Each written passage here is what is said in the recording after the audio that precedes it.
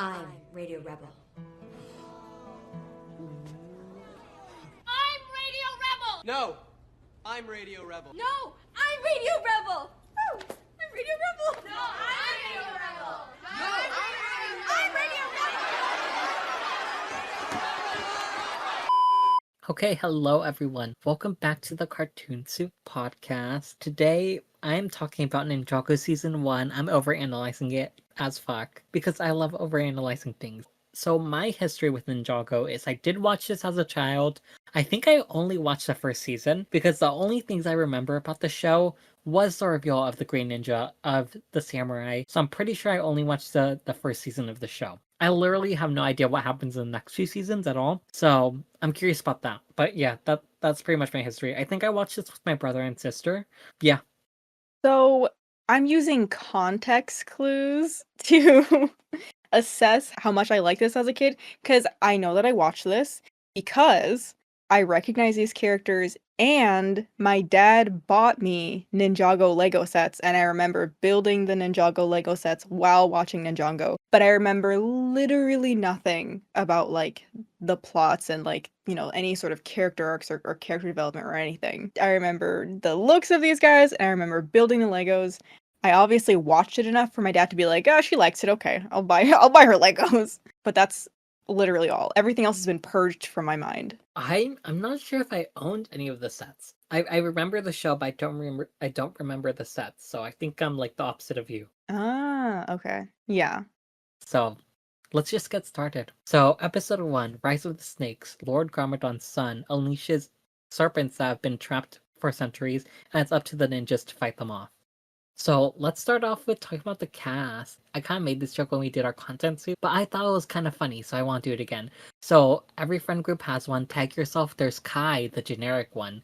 Cole, the kind of mean gay one. Jay, the silly one. And Zane, the autistic one. I don't mean this in a mean way. I genuinely like Zane. He's my favorite part of the cast. I think he's the best because he has the most character development and stuff. But we'll get more into that later. So Lloyd is a character who I personally feel like should have gotten a bigger focus in this first season because he becomes such a big plot point in the first season, and we didn't get enough time with him in order for me to feel like I truly cared about the reveal. Also, I just don't really like him in general, but we'll get more into that later. So in this episode, we're introduced to the mystery of the Green Ninja. Basically, it's a prophecy that one ninja will become the Green Ninja and will be the one who defeats Lord Garmadon. My main problem with this first season is I don't think the series handles the mystery of the Green Ninja at all. We get one moment that seems to be a clue in the beginning of that episode. After that, there are no real clues about who the Green Ninja is at all. What's crazy about this is that the creators clearly wanted the audience to theorize on who the Green Ninja is, but they didn't give enough material in order for people to theorize. I remember when I was in middle school or elementary school, I was really excited about the mystery of the Green Ninja, and then when it happened, I was like, so that's it? I felt very disappointed. Okay, here's the thing. We'll get more into this later. I don't hate the idea of who the Green Ninja is. I just think there needs to be more time to develop that plotline. Something I love about this series is that the characters are all Lego minifigures, and because they're minifigures, the characters' arms tend to be really short. So sometimes when they have to carry things, it looks a little weird. My best example of this is when Lloyd has to be carried around by the ninjas.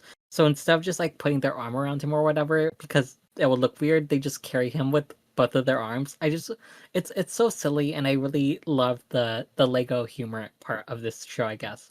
Okay, so episode 2, Home. Zane discovers the secret base of Lloyd and the Serpentine, so the gang makes a plan to destroy the base. Cole is still under the Serpentine's spell, and because of that, the mission fails.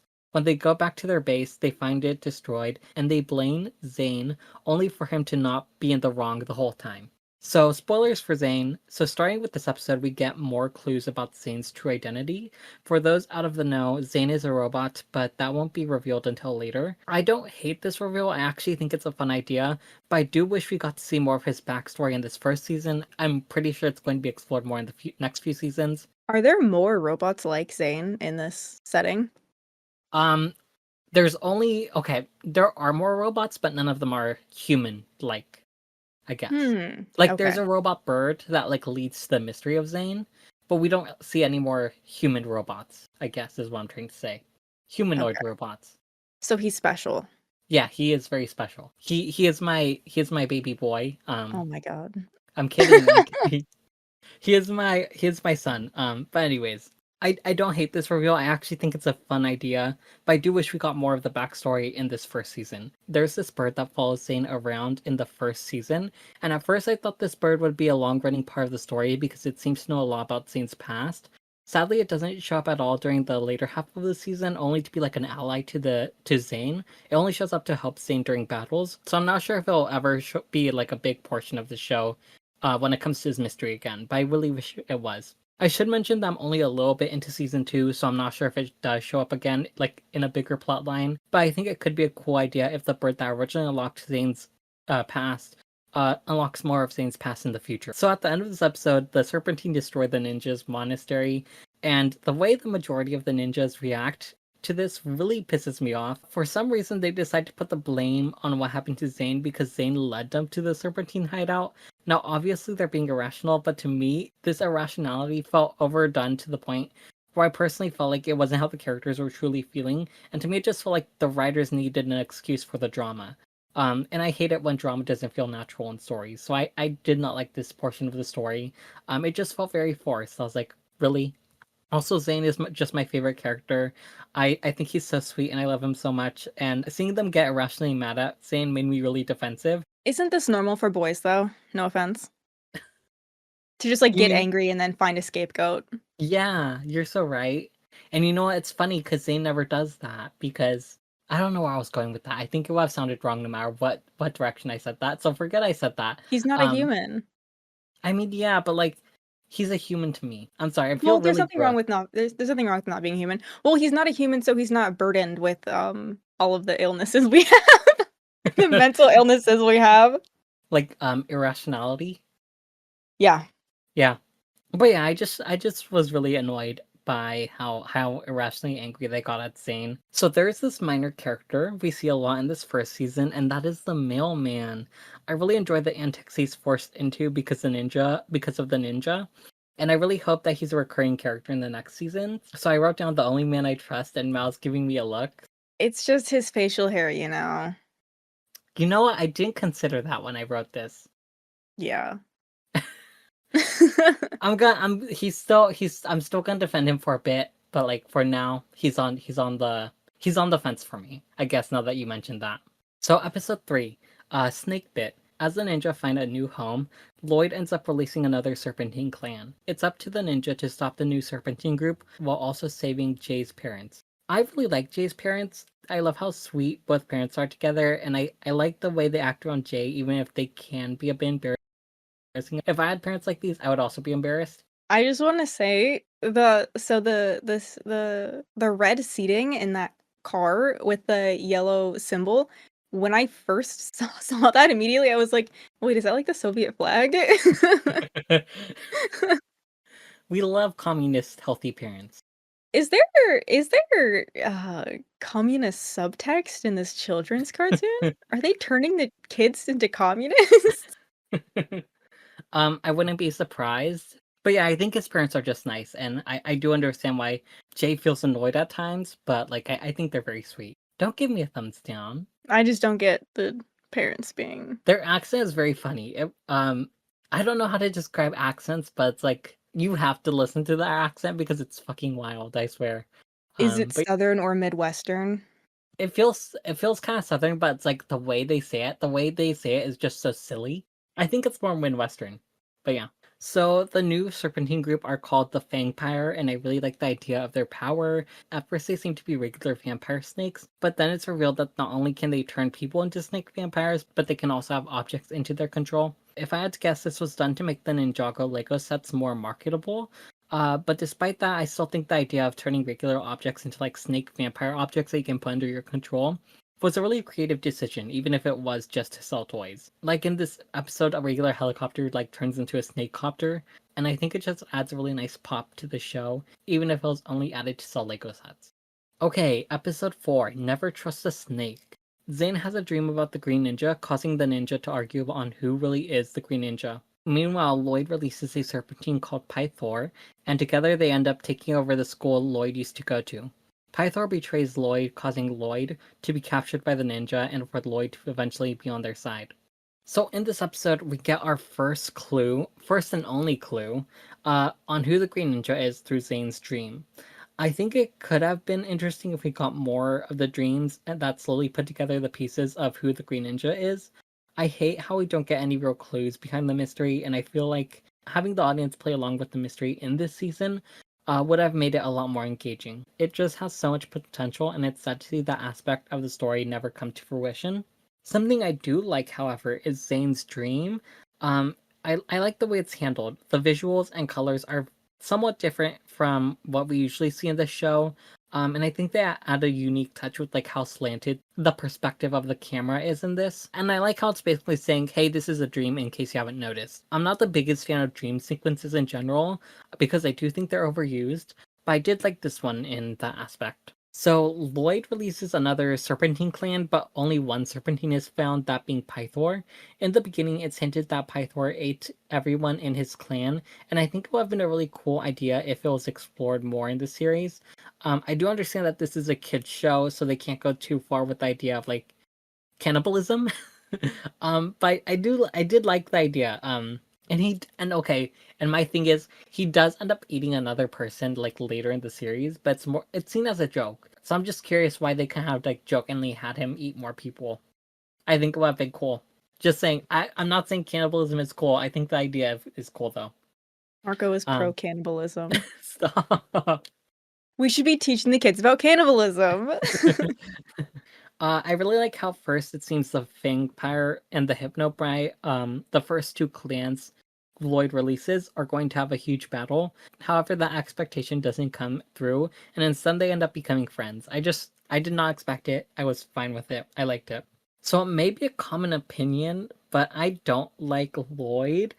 I'm sure he becomes a better character in the later seasons, but in this first season, I personally feel like he truly doesn't feel redeemed. I don't feel like he ever truly apologizes for his past behavior.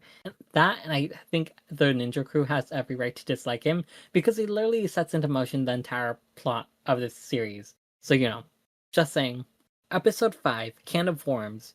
Pythor attempts to awaken the last two Serpentine clans, and the ninjas try to stop them but fail. While being trapped by the Serpentine, a mysterious samurai saves them. The Serpentine all meet up in Ninjago City, and the ninja have to stop them from teaming up. We get to see my favorite main character again, the mailman, and I love that.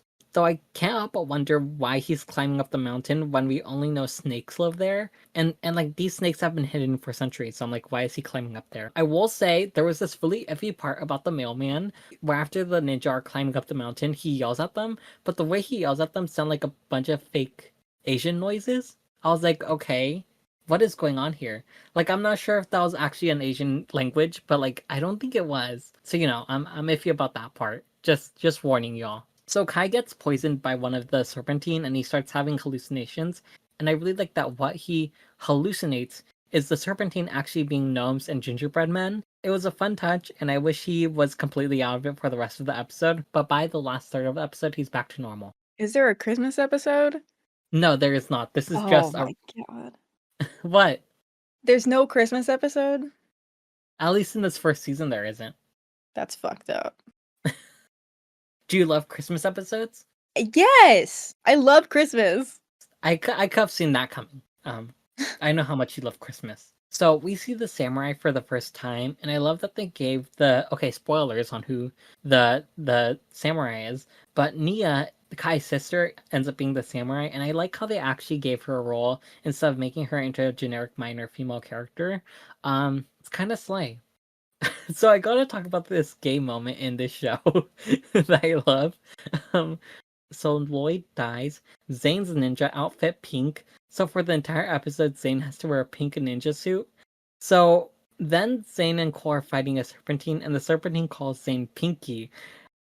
But Cole responds by saying, only I call him Pinky. Which is so it's so gay. And I was like really surprised by that. So gay, kind of. I'm not being serious about this, because despite the fact that I do like men, I don't like men that way. So, at the end of the day, they're still men. At the end of the day, they're still men. But yes, they are gay too. Only I call him Pinky. Come on. Yeah. Come on. Yeah. Yeah, I mean, come on. Do I really have to explain it to y'all? The only dynamics in which one person is like, only I get to call them that, is if they're like arch enemies, which is gay, and then also lovers, which is gay. So either Yeah. way, it's gay. Yeah. Oh my god. I was like really surprised by that, and I was like, wow, gay. I know it when I see it. But the thing is, they probably didn't mean for it to be gay. Yeah, which is sad. Anyways, moving on. In episode 6, The Snake King, the Serpentine find a lost city and team up as one to resurrect a snake called the Great Devourer. Lloyd gets captured by the Serpentine, and Kai finds out that Nia is the samurai, but keeps it a secret for her sake. So in this episode, it's finally revealed that Nia is a samurai, and I like how there's an acknowledgement that the ninja crew has always been a boys' club, and that Nia never truly needed protecting from her brother. I do think the show does a good job showing this, though I do wish Nia became a bigger part of the cast. Even though she's shown to be a capable character, I feel like there's still a clear divide between her and the ninja in this season, and I hope the writers will change that eventually. Can I just say, I love how all the guys have like sort of like wacky hair, and then she has a fuck ass bob. Slay! But yeah, I do wish she becomes more involved in the future of the cast. So something that happens a lot in fantasy kids shows is that there's usually a child character that tends to be ignored by the main cast until they have like a big moment that shows how important they are to the cast, and from that point on the child character has a lot more of a focus. I can name like 4 shows immediately that have this trope, like Over the Garden One and Steven Universe are some of them. Who the fuck is the kid in the middle? Sonic X. Oh my god. I didn't mention it because I knew you would roll your eyes. I knew you would react that way.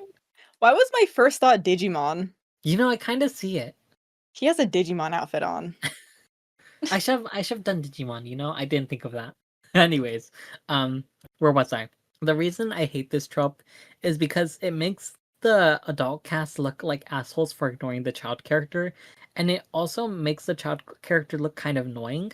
I understand that this trope tends to work because when the child character gets more importance, it feels satisfying, but honestly, whenever I see it, I feel like it never really works because it takes way too long for the child character to actually receive their importance. I feel this way with Lloyd because he's kind of annoying, and whenever the ninja ignore him, it makes him and the ninja look bad. Even after he gets his big moment, part of me still feels jaded by the way the rest of the cast acted towards him in the past. In this episode, Sensei Wu leaves to find Lord Garmadon in order to have him help the ninja defeat the Serpentine. Meanwhile, Zane discovers the truth about his past and also gains his true potential. So, Sensei Wu mentions how anyone who is bitten by the Great Devourer turns evil, and that's why Lord Garmadon is evil. But I feel like this is kind of a plot hole because later in the finale of the season, Sensei Wu gets eaten by the Great Devourer, yet he and all the other people who were eaten don't turn evil at all. So I'm just wondering what's the difference between being bitten and being eaten? Like, wouldn't you still get poisoned? Like, I don't think so, because the poison is like in glands and then it comes out through the fangs. So I I feel guess like it that has makes to be sense. released through the fangs. I guess that makes sense, yeah. I don't know. I just wasn't sure, so I was like, Just sorry to try and put some biological logic into this children's cartoon. So in this episode, we learn about the true nature of Zane, that being that he's a robot. I actually really like this reveal, like I mentioned before, except for how it's very common that whenever we get an autistic coded character, they always turn out to be inhuman. Now, I'm not going to assume the writers intended to make Zane autistic coded, but either way, people are actually seeing him as a non-human character who is autistic coded, and I think it's important to be careful about how you're making certain characters seem inhuman because it could lead to you making like certain minority groups into inhuman people. I think I worded that wrong, but you know what I meant. There are ways to show someone that isn't human without going the autistic, non-binary, or asexual route, is what I'm trying to say. We talked about this more in our first Content Suit episode, so if you're interested in that discussion, be sure to check that episode out. So this is a little 4-episode arc where every character reaches their true potential. It's discussed multiple times in the series so far that in order to defeat the Serpentine, the ninja must reach their true potential. This episode, Zane realizes his true potential, and I really like what led him to his true potential was him remembering his past creator and the death of his creator. I just thought it was really sweet. Oh my god, he's Pinocchio. Oh my god, don't say that. Don't say Wait, that's that. literally the old Italian man that makes Pinocchio. No. Coincidence? Okay, episode 8, Once Bitten, Twice Shy. Jay and Nia go on a date, but Jay has been bitten by a serpentine and is slowly turning into one. Meanwhile, the serpentine find the first fang blade, and they need all 4 fang blades in order to awaken the Great Devourer. Okay, so I need to bring up Zane again, because I love Zane, but also I just find this part of Zane really interesting, because something interesting happens in this episode with him and in the last episode. I mentioned before that I'm not sure if it was the writer's intentions to make Zane autistic coded, but my brain tells me that it was not the intention, but it just was how things ended up. The reason I say this is because there seems to be common knowledge that Zane is quote unquote weird, because his humor settings are off in his programming, and that he can turn them on and function as a more funny or quote unquote normal character. So I don't think it was their intention, because that just seems kind of weird. We see this happen in this episode where after Zane, Cole, and Kai play a prank on Jay, Zane turns off his humor button. I'm curious about the thought process behind Zane's creation. I also might be overthinking this, but it kind of feels like he's code switching here, which basically means he's changing the way he expresses himself to be more neurotypical. Another reason to me this feels like code switching is because something I noticed is that Zane tends to keep his humor button off, meaning he probably prefers not having them on, or maybe he feels more like himself when they're off. I just think it's interesting. I want to make this clear. I'm holistic, so take whatever I'm saying with a grain of salt, but I just think it was very interesting about Zane and this aspect of him. So Lord Garmadon is a villain I can't take seriously. I think my best example of this is in this episode. In this episode, Lord Garmadon learns that Pythor is trying to release the Great Devourer. Let me remind y'all that the Great Devourer bit Garmadon when he was a child and turned him evil. For some reason, though, he feels kind of sad that he's evil, but if he was evil, wouldn't he be happy that the Great Devourer is back? I feel like there's a lot that could be explored with Garmadon, and like his thoughts on knowing that evil is in his nature because he was bitten by the Great Devourer. But I feel like it's never explored in this series, and I really wish it was, because I think I would take him more seriously as a villain if he was, like, if it was the situation where he's like evil but he doesn't want to be. I think it could be like a really interesting exploration, but it's never really tackled, and I wish it was. So Jay gets bitten by a dead serpentine, and while he's sitting in the restroom and wondering how to tell Nia about it, he grows a tail and he says, "It's okay, Jay. Lots of girls like tails." So that was a sentence I wasn't expecting to hear. So episode 9, The Royal Blacksmiths. In this episode, the gang discovers the location of the second Fang Blade, but must compete in a kind of talent contest in order to win it. After they win it, it's stolen by the Serpentine. So this episode focuses on Cole, and one thing that I've always felt about this show is I feel like Cole and Kai are kind of two characters who I don't get enough personality from, at least in this first season. I think this episode gives me more of Cole to like make me feel like he's an actual character, but I'm still left wanting a bit more. However, I feel like Kai's worse off in the sense of not getting enough personality in the first season.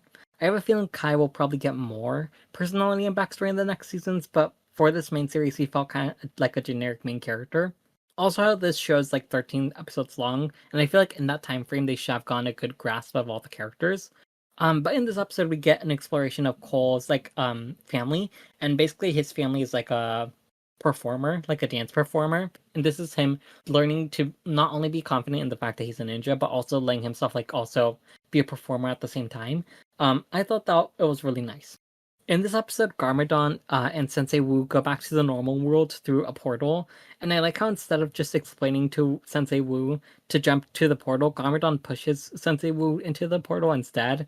I like how much of a harmless joke it is, and I just think it was very funny. I was like, yeah, make him think he's gonna die. Drag him! Drag him! Okay.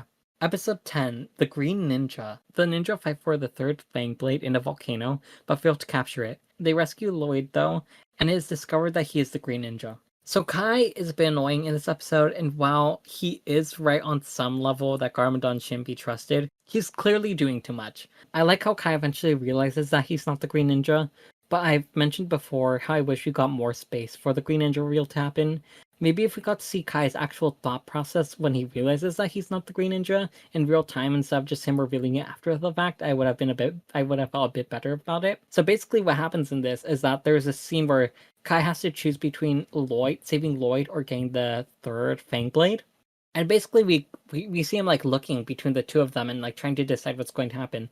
And then we see him just grab Lloyd, and then it cuts to him being rescued and everything after the volcano has broken down where they're at. And we never get like a true thought process behind Kai in that moment, and I wish we did because I feel like it would have added a lot to the reveal of the Green Ninja. I think they would have to write some plot points in order for this to work, but I think it would have been cool if Nia was the Green Ninja. I personally would have liked it much better than being Lloyd. Also, she's like a woman, so like slay, you know? Speaking of Nia, I'm so glad that Sensei Wu apologizes to Nia for believing that girl couldn't be a ninja. It felt like necessary to show growth between these characters and to show that they're treating Nia as a more capable person. Okay, episode 11, All of Nothing. The ninja infiltrate the Serpentine base and steal the Fang Blades, but the episode ends with Pythor sneaking aboard the ninja ship with plans to steal the Fang Blades back in the next episode. This episode has a small callback to the episode where Cole discovers his true potential, which I really enjoyed. In the episode where Cole discovers his true potential, there's this move he does called the Triple Tiger Sachet, which is supposed to be like this impossible like dance move or whatever. And he does it again in this episode, and I was like, okay, that was kind of funny. Sachet? Did I hear that Yeah, right? yeah, Sachet?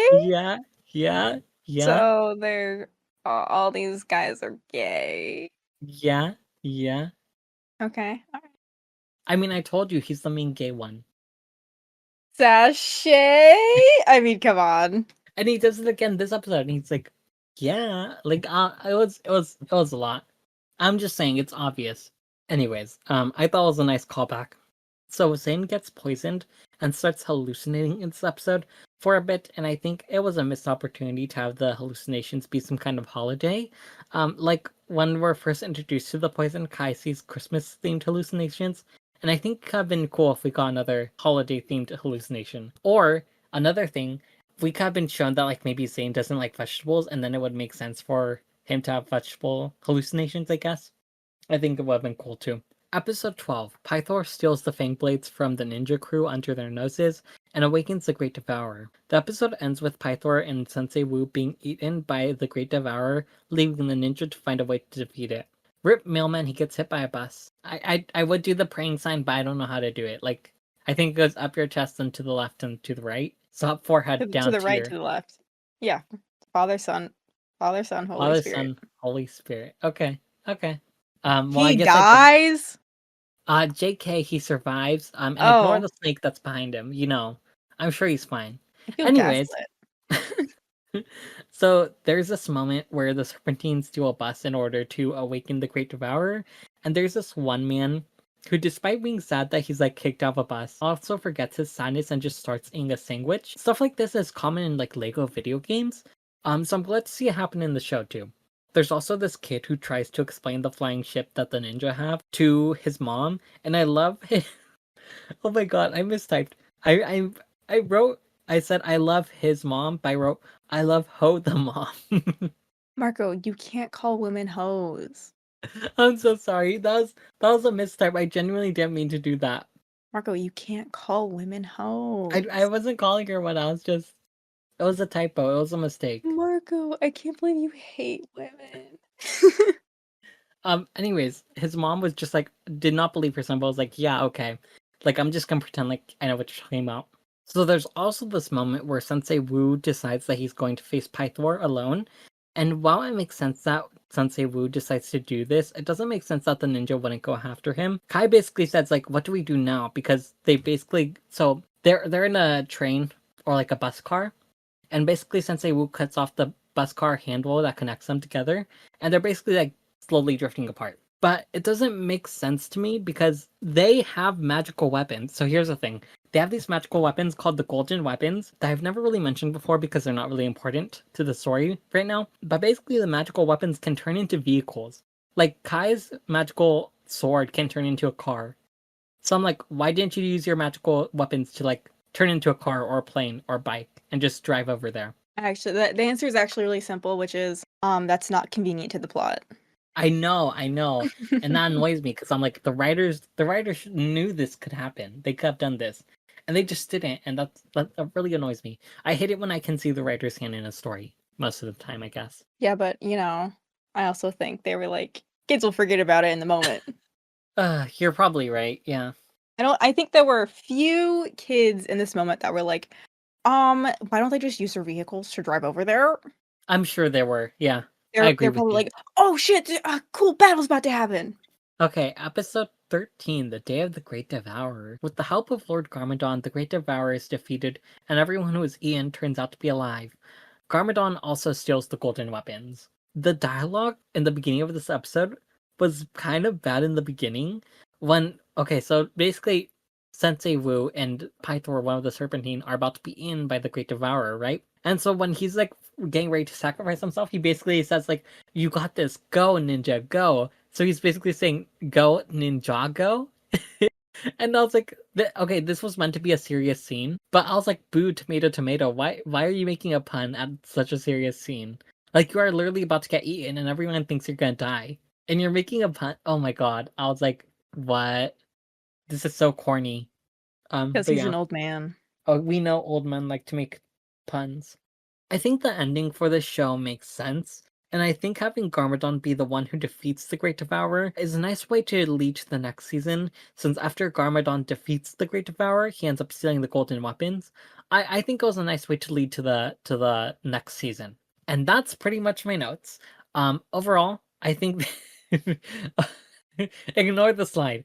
Um, that's the dead body of the Great Devourer. Overall, I thought this was a fun show. I may have a lot of critiques about it, but critiquing things is how I have fun, is what I'm trying to say. So let me enjoy things. But yeah, I did like Zane in this season mostly. I'm not excited to see where Zane goes in the future because I heard they do Zane dirty in the next few seasons. So I'm not excited for that, but I will continue the series. I hope we get more development with Kai in the next few seasons, and I also hope we get more development with Lloyd, the Green Ninja too, because I feel like he wasn't a big enough focus in this first season. I did start watching season 2, and we have been getting a bit more of Lloyd, and I do like that he's a bigger focus from now on, because I do think he's an important part of the story. So I'm really interested to see where this goes in the future. I've seen clips of the last few seasons. There's like 15 seasons of this show. And the recent seasons, the animation style has really changed. So I'm really curious to see how the animation shifts over time. But yeah, that was my thoughts.